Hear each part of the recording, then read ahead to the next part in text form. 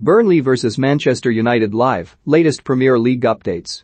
Ralf Rangnick's Manchester United travel to Burnley in the Premier League. Follow all the action as Burnley welcome Manchester United to Turf Moor in the Premier League this evening.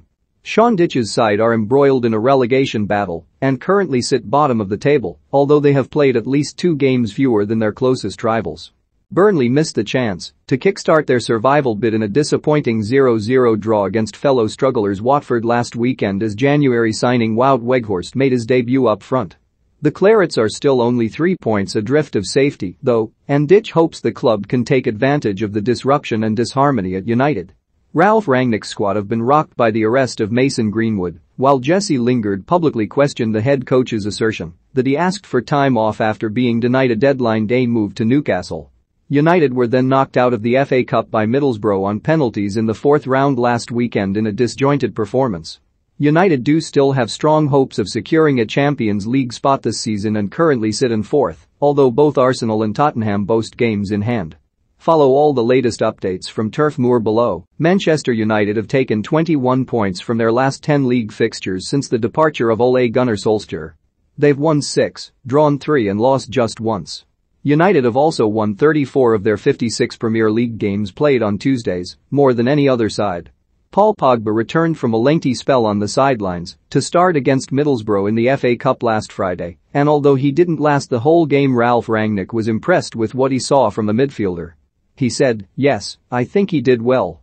Originally, I didn't intend to let him play 80 minutes, but, due to the chronology of the game, we decided to have him on the pitch until 10 minutes from time, before being replaced by Fred. I think he did well. He hasn't played for 2.5, almost 3 months. It was his first performance after such a pretty long time. I think he did really well.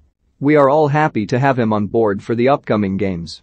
It has been 9 Premier League matches without a win for Burnley, who have only scored 2 goals in their last 7 games.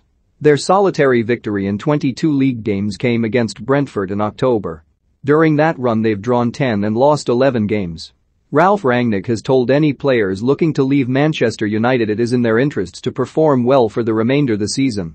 And the German, who has been appointed as interim manager until the end of the campaign, admits he would be happy if the knock-on effect of that is finishing 4th in the Premier League.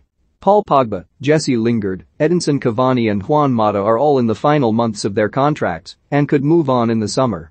The United boss hopes to lead the club to a top 4 place. Burnley have lost their last 5 Premier League home matches against Manchester United without scoring. United's solitary defeat in this fixture, home or away, in the last 14 meetings came at Old Trafford in January 2020. They've won 9 and drawn 4 during that run. Manchester United have picked up more points at Turf Moor than they have at Old Trafford in Premier League games against the Clarets. Only one of Burnley's 10 Premier League goals against United has been scored at home, a Robbie Blake winner in August 2009. Sean Dyche makes 2 changes to the Burnley team that drew with Watford at the weekend. Jay Rodriguez and Josh Brownhill both return to the side with Aaron Lennon and Dale Stephens dropping out. Ralf Rangnick has benched Cristiano Ronaldo in one of 2 changes from the team that lost to Middlesbrough in the FA Cup last Friday. Also out is goalkeeper Dean Henderson, replaced with the returning David De Gea. Edinson Cavani starts in favor of Ronaldo. Burnley's Pope, Roberts, Tarkowski, Mee, Peters, McNeil, Brownhill, Westwood, Cornet, Weghorst, Rodriguez. Man United's De Gea, Dalot, Maguire, Varane, Shaw, McTominay, Pogba, Sancho, Fernandes, Rashford, Cavani. You hit the woodwork. You miss a penalty, but the opposition score a controversial equalizer. You have an open goal to aim at and somehow hit the woodwork again. After 2 hours of football, you've had 30 shots on goal and limited the opposition to 6. You've put up 4.2 xG and conceded 1.5 xG going the other way. If that's your sort of thing. You've done all that, then you lose on penalties. That is one way of breaking down Manchester United's FA Cup 4th round exit to Middlesbrough, which should be considered at least a little unfortunate. This was one of the better displays under Ralf Rangnick to date. The slick, direct transition play that he wants to implement was in evidence, certainly up until Duncan Watmore's debatable handball and Matt Crook's contentious leveler. Rangnick's side did enough to beat Middlesbrough, but their recent touch of fortune deserted them. Manchester United's interim boss, Ralf Rangnick, spoke about last Friday's FA Cup 4th round result against Middlesbrough, where the Red Devils lost on a penalty shootout. The match never should have reached that point as United created and wasted loads of opportunities to take the match beyond the championship club.